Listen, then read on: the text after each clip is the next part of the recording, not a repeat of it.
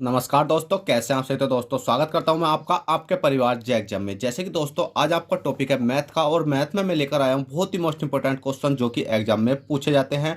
और इन क्वेश्चनों को करने के बाद आपको एग्जाम में काफ़ी हेल्प मिलेगी, क्योंकि दोस्तों सारे क्वेश्चन ऐसे हैं जो कि एग्जाम में आए हुए हैं और एग्जाम में अगली बार पूछे जाएंगे। चाहे आपका एसएससी का एग्जाम हो, चाहे मतलब किसी चीज़ का भी ले लो, आपका रेलवे का, ग्रुप डी का, ठीक है, एनटीपीसी का। तो आपको कुछ नहीं करना है, इन क्वेश्चनों को अच्छे तरीके से समझना है। जैसे कि दोस्तों आपके सामने एक क्वेश्चन दिखाई दे रहा होगा कि ए प्लस बी, ठीक है, ए प्लस बी प्लस सी बराबर 6 है। और ए की घात 3 प्लस बी की घात 3 प्लस सी की घात 3 माइनस के 3 ABC बराबर कितना भाई 126 है।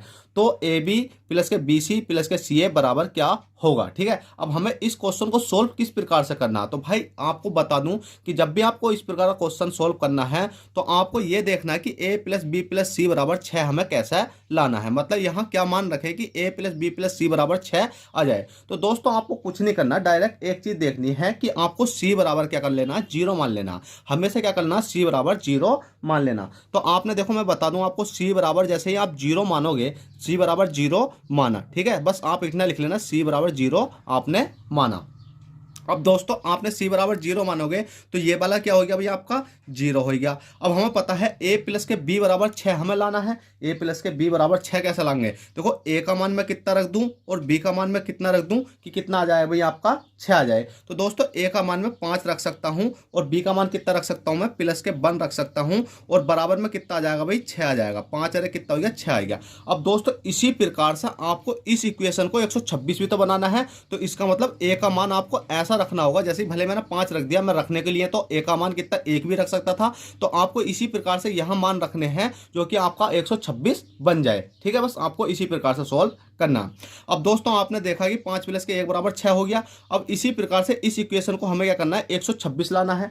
अब दोस्तों इस इक्वेशन को 126 लाऊंगा तो देखो सी बराबर, देखो मैं इस इक्वेशन को यहां लिख देता हूं, ए की घात 3 प्लस के कितना भाई, बी की घात 3 है, प्लस के कितना, सी की घात 3 है, माइनस के कितना, 3 AB C बराबर कितना आपका 126 है। अब 126 में लाना, तो जैसे ही मैंने सी बराबर जीरो माना तो इसकी जीरो की घात जीरो, मतलब जीरो मानूंगा तो जीरो की घात कितनी भी हो तो कितनी आ जाती है भाई, यहां पर आपकी कितनी आ जाएगी, जीरो आ जाएगी।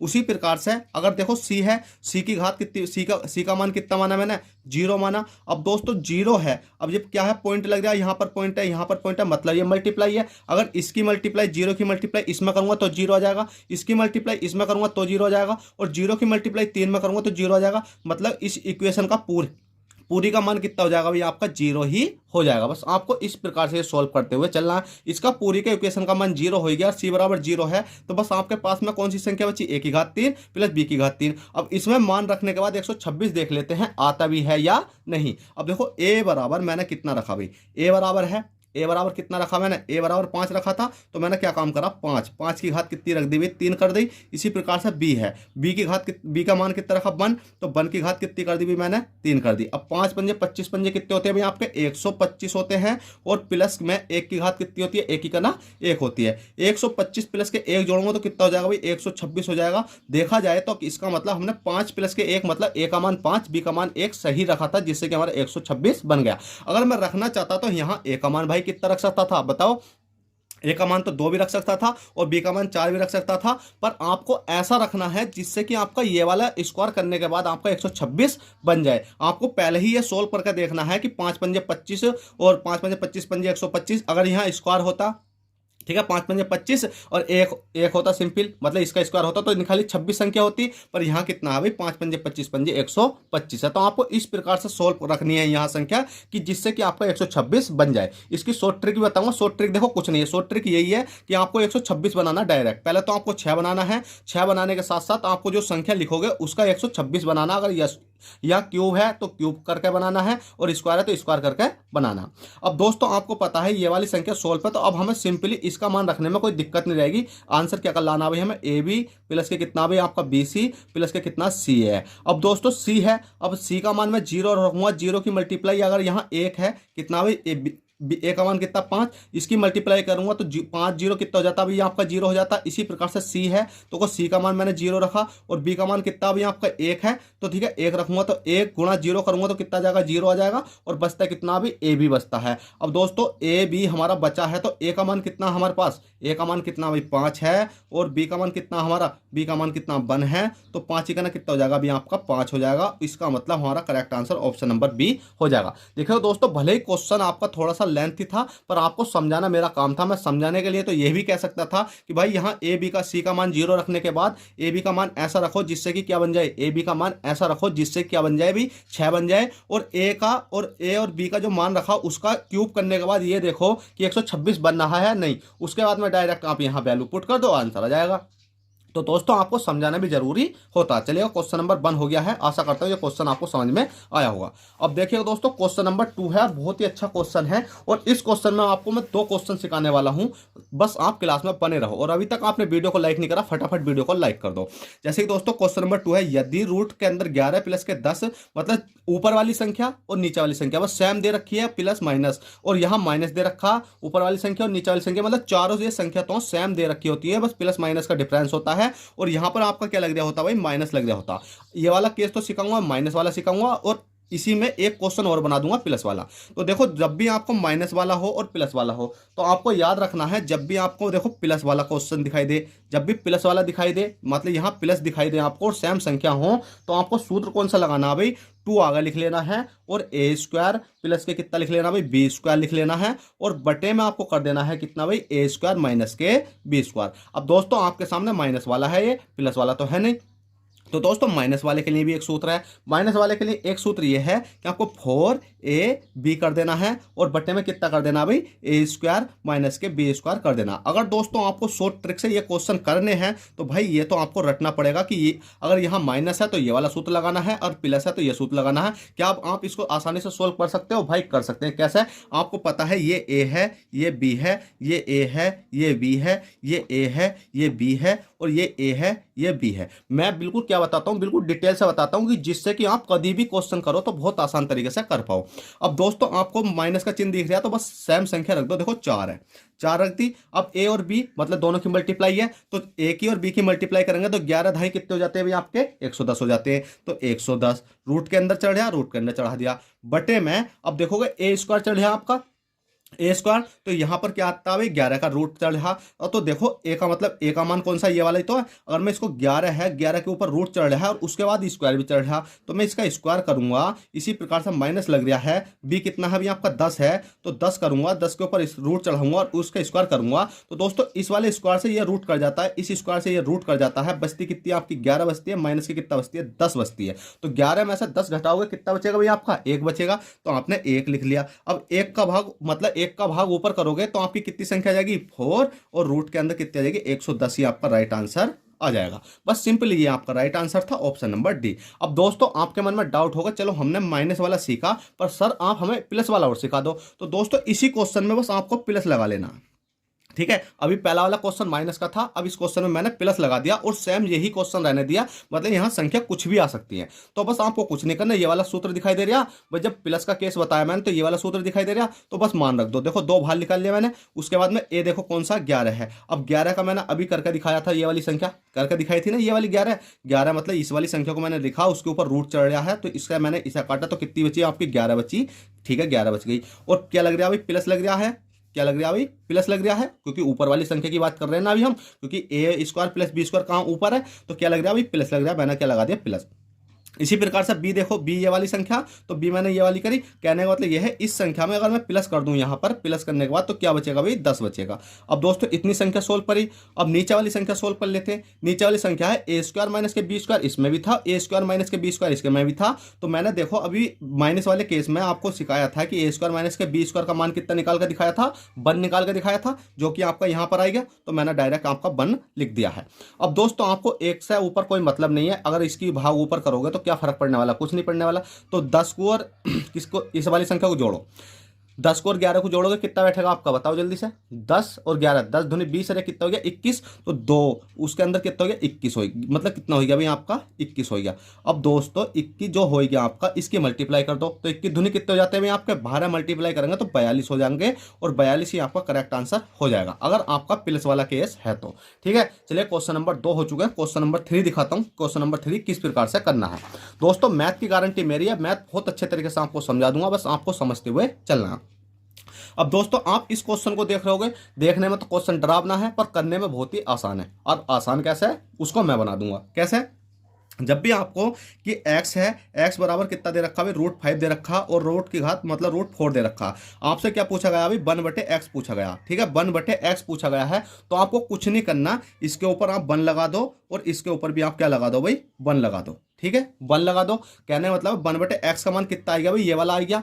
अब दोस्तों आप कहोगे 1 लगा दिया, ठीक है भाई लगा दिया। अब इसकी पहले एक शॉर्ट ट्रिक समझा देता हूं। बस आपको अगर 1/x पूछा गया है, ठीक है 1/x पूछा गया है, तो आपको बराबर लिख लेना है, और जोन सी ये वाली संख्या लिख ली है कितनी भाई, √5 है, और माइनस की जगह प्लस कर दो, और कितना हो गया √4 कर दो। बस इतना कर दो, और यही आपका राइट आंसर आ जाएगा, 1/x का मान निकल के आ जाएगा। पर आप कहोगे सर थोड़ा सा डिटेल सा बता दो इसको। कहने का मतलब यह है क्वेश्चन में, अगर आपको x बराबर √5 माइनस का √4 दे रखा, अगर 1/x पूछा जाए तो बस आपको प्लस की जगह जो माइनस का चिन्ह है इसको प्लस कर दो, और प्लस करने के बाद में मतलब इस वाली संख्या को माइनस के चिन्ह की जगह प्लस कर दो, आपका राइट आंसर आ जाएगा। और हमेशा एक चीज और ध्यान रखना कि इनका 5 और 4 का डिफरेंस देखो कितने का, 1 का है। अगर मैंने इसलिए डिफरेंस नहीं लिखा, अगर मैं 1 लिखूंगा तो इसका कोई फर्क पड़ने वाला नहीं है। अब देखो मैं डिटेल से समझाता हूँ।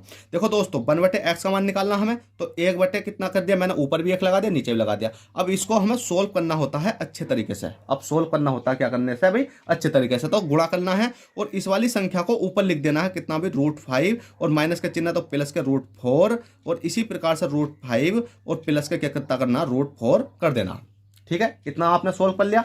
अब दोस्तों आपको पता होगा कि अगर मैं इस वाली संख्या को देखूं तो क्या होती है भाई, ये वाली होती है आपकी a, ये वाली संख्या होती है आपकी b, ये संख्या होती है आपकी a, ये संख्या होती है आपकी b।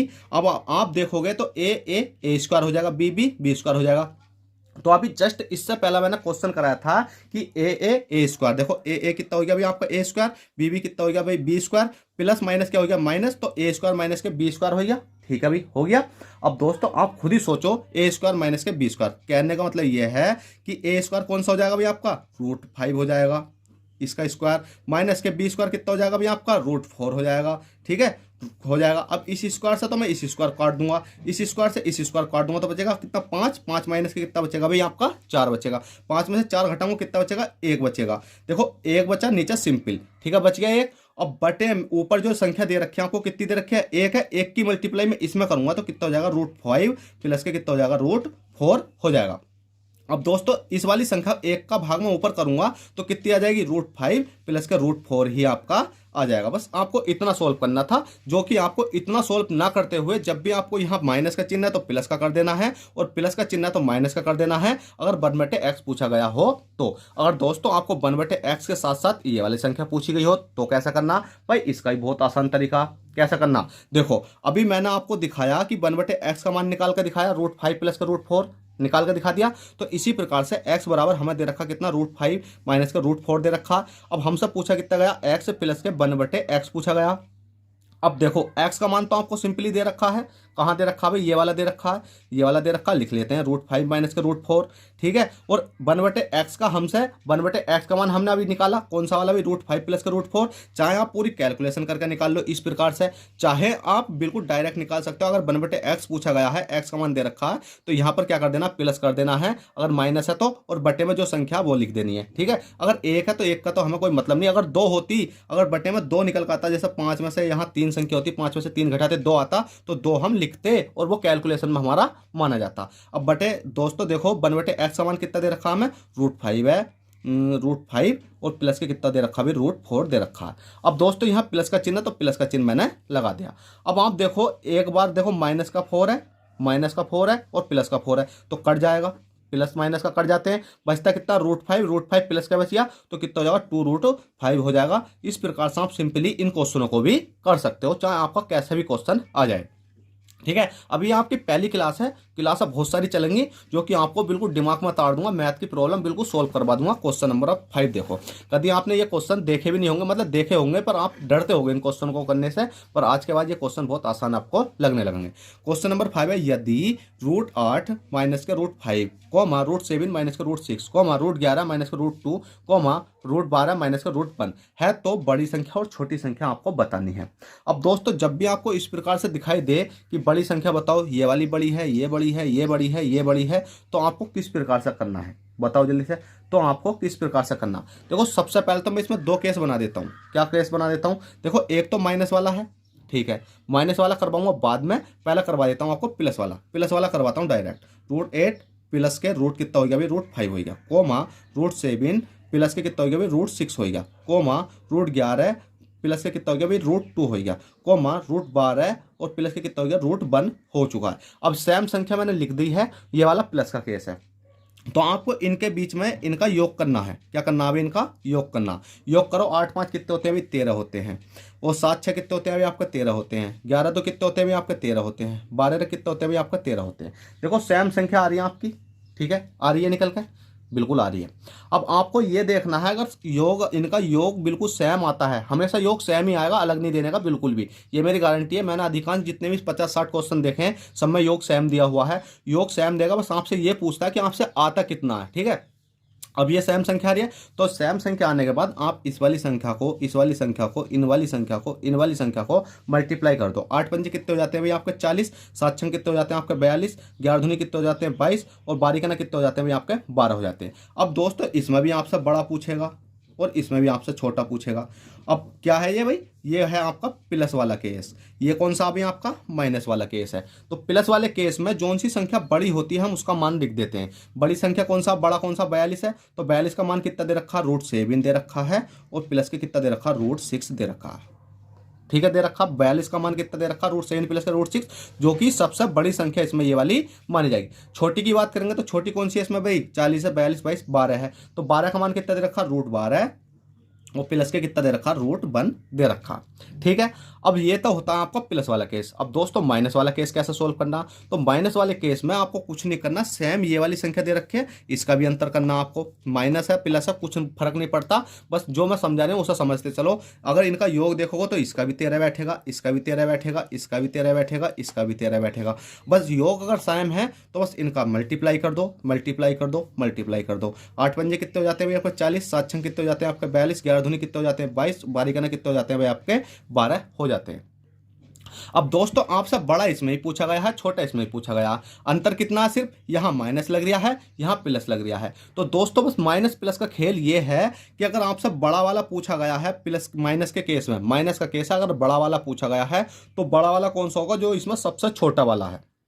बड़ा वाला कौन सा होगा, जो इसमें सबसे छोटा वाला, सबसे छोटा कौन सा, ये वाला है 12, 12 सबसे छोटा, तो ये सबसे बड़ा माना जाएगा। तो इसका मान कितना रखा, √12 माइनस के √1, ठीक है। इस प्रकार से आपको समझना। अगर इसमें छोटा वाला पूछा गया माइनस के केस में तो सबसे बड़ा वाला ढूंढना होगा। बड़ा वाला कौन सा, ये वाला है, तो कितना हो जाएगा इसका मान, √7 माइनस का √6 हो जाएगा। बस आपको इतना सोल्व करना था और यही आपके करेक्ट आंसर हैं दोनों, जो कि आपको अच्छे तरीके से समझ में आ गए होंगे। तो दोस्तों आपसे आशा करता हूँ, आई होप अगर ये क्लास पसंद आई हो तो भाई आपसे छोटी सी रिक्वेस्ट है, वीडियो को लाइक करें और चैनल फर्स्ट टाइम चैनल को सब्सक्राइब करें। गारंटी के साथ कहता हूँ आपको इतने सारे क्वेश्चन करा दूंगा कि आपका RPF हुआ, NTPC हुआ, टेक्नीशियन मतलब रेलवे का हुआ, रेलवे का कोई सा भी एग्जाम है उसमें इस प्रकार के जब भी क्वेश्चन आएंगे तो आप उनको चुटकियों में उड़ा पाओगे। चलिएगा दोस्तों चलते हैं, फिर मिलते हैं आपसे किसी नेक्स्ट क्लास में। जब तक के लिए बैठेगा, ऑल द बेस्ट, जय हिंद, जय भारत।